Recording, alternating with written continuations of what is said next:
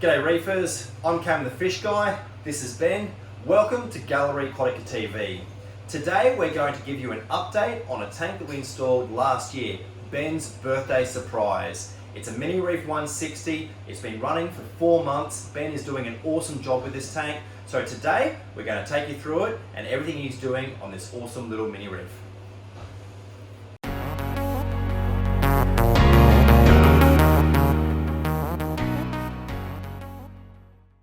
So let's have a look at the fish and corals that are in this mini-reef 160. So what fish have you got in here at the moment, Ben? So a pair of clownfish. So we've got Ocellaris clownfish. Yeah. They're looking happy. A cleaner wrasse. Yep, he's out and about. Yeah. Cleaner wrasse are great little fish. They're always on the move. What else is there? Coral beauty angelfish. Oh yeah, I saw him. So really good colour. Coral beauty's a dwarf angel, and they're normally pretty good in reef tanks, and this guy's looking really happy and healthy. What else is there? There's also a flame hawkfish over there. Oh, that's right. That's your mum's fish. Yeah. He's a really cute little fish too. Another fish that does excellent in a tank like this. Yeah. And I see 2 other fish that you haven't mentioned yet. Yes, there's 3 others actually. There's a disappearing wrasses, which is coming towards the front now. And he's a recent addition. Disappearing wrasse are a really cool little fish. They do well in a tank of this size, but they're also good because they'll eat little parasites off corals and bristle worms out of the substrate. They're a great fish to have in a tank like this. And there's 2 more. There's the yellow assessor, which is just down He's down the right hand side. And I reckon he's out more than last time I saw him. Yeah. And then there's 1 more which is hiding right now. What is that? Firetail goby. Oh, that's right. The firetail goby was out before, but with the 3 of us standing over the tank, he's probably feeling a little bit overwhelmed. Yeah. So, let's talk about the corals in this tank. Okay, so there's a trachea there on the front. So this Trachophilia is absolutely sensational. It's actually interesting the way it's sitting in a frag plug, and it's really propped up high. Typically trachees are lower, like almost on the substrate. And it's probably why he's enjoying this tank so much. He doesn't have to worry about bristleworms or pests in the substrate, but the polyp extension on this trachea is incredible, and the colour is also excellent. I reckon that's my favourite coral in here. Always my favourite too. There's the torch, which is just down there. Yep, it's a nice torch, a gold tip torch. Yes, and then there's Duncan there. Yep, it's doing well.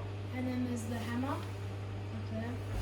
How did you end up with 2 small Sinularia corals? So they were like Were they frags? Or no, were they were just splitting apart. Yep. And then it was actually an accident, and they're fine now. But because they're fully attached onto this rock. Yeah, we were worried about him because he was in the little hole, and then he just like encrusted on the rock. Yeah, it's awesome. He's good now. And I tell you what, something else that I think is really nice in this tank are the corallimorphs. Yes. And it's a perfect section of the tank for the corallimorphs because it's a lower light area, probably lower flow as well. These red ones are really textured and particularly nice, but the pink spot morphs, which are one of the sort of medium priced morphs and something that we don't have all the time, but they're doing really, really well, and the green ones to the right. It's a real nice little section there. And then there's the blasto, and then there's the blasto down there, and then there's just the fungi. That's right. Very nice. Yeah, everything's looking very happy, very healthy. Let's have a look at the filter, and then we'll look at the lighting and your maintenance regime in this tank. So, let's have a look in the cabinet. So, I had a look at this filter just before, and I find it quite interesting the way it's running because it's a very basic setup in terms of the protein skimmer, which is the skimmer that comes with the system, and the filter sock at the back, but there's really not much more in the way of modifications. I'm a little bit surprised that you don't have any biological media or anything like that. Yeah, we're definitely going to upgrade to that in the future. Yeah, and certainly some biological media may be of benefit, but I find that when you have a system that is minimal with your biological filtration, it's more important that you're careful with your maintenance and balanced feeding of the system. Yeah. And the fact that you've got a tank which is so free of problem algae, clearly the corals are happy and healthy, really is a testament to the fact that the system is run well. Yeah. So I think the biological media may help, but I think the best thing that this tank has is the fact that you're very considered with the way that you feed and feed the corals and the fish. So it's good. It's really good. So something else that you could do in the future, and I think we may have mentioned this when we set the tank up, is you could have an automatic top-up system. That would certainly be something that would increase your convenience of the tank, lower the maintenance. But otherwise, everything's looking good in here. Let's have a look in the tank again. So this tank is 3 feet. Is it 3 feet? It's 160 litres, about 3 feet. And it's being lit by a single AI prime.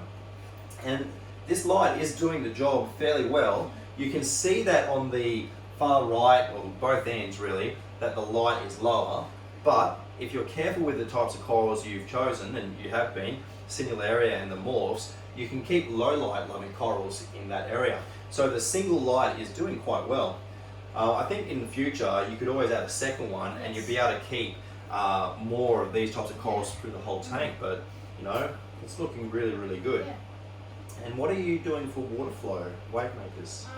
So that's it. So we might upgrade in the future, but so far the corals have been looking very happy with what they've got. And this wave maker was in the 90 litre tank too, wasn't it? Yeah. So a single wave maker, there's a bit of flow from the return, of course. And so the tank is fairly minimalistic with the water flow, but as we've seen, everything's looking happy. Let's have a quick look at how you're doing the maintenance. So let's talk about the maintenance that Ben is doing on this tank. So first of all, what are you doing for your water changes? So we're doing 20% each week. 20% using natural seawater from Galleria Aquatica. And how often are you topping up with RO water? I'd say about once every 2 days. And I see that you're charting your levels. You have this parameter log sheet, and so you're checking nitrate, phosphate, salinity, pH, KH, calcium, magnesium. So all the things that are important to keep a tank like this healthy for the fish and the corals. And what are you feeding the fish? So I feed them mysis and brine. What about the corals? Are you feeding the corals at all? Yes, so I feed them, it's just over there. I feed them once a week, every time I do the water change. Excellent. So the corals are being fed, the fish are being fed, everything's well and truly looked after, and you can tell by looking at this tank that everything is really happy and healthy. So let's talk about Ben's plans for this tank in the future. Have you got any fish or corals in mind for this tank? So down the track in about a week or two we'll add one more additional fish, and that'll be it for the fish. A week or two? That'll be good. We'll look forward to seeing you at Galleria Aquatica. And do you know what fish it'll be? No, probably a type of blenny. Oh yeah. I think this is going to be your sister's fish, isn't it? Yeah. I thought that was pretty nice, letting his sister choose a fish for the tank. And what about corals? So down the track, when we get a second prime, we'll put some aquas on here. I think that's a good idea. Having a second light on the tank will make that the difference for your corals like Acropora, which have a high light requirement. This certainly looks like the perfect spot for Acropora, and you've got a lot of space for other corals too. And you're talking about maybe a frog spawn up here. Well, that would be excellent, I think, also because frog spawns and hammers typically get along very well close together. So all in all, big plans for this tank for the next 4 months. Sounds good. So hopefully you've enjoyed this update on Ben's birthday surprise. It's a great tank. It's really good to see it in person again. We get to see lots of photos when Ben comes into the store, but there's nothing like seeing it in person. It's doing really well, and it'll be exciting to see this tank in another 4 months' time. And by the sounds of it, Ben's got some big plans for this tank. So thanks for watching Galleria Aquatica TV. I'm Cam the Fish Guy. This is Ben. Happy reefing.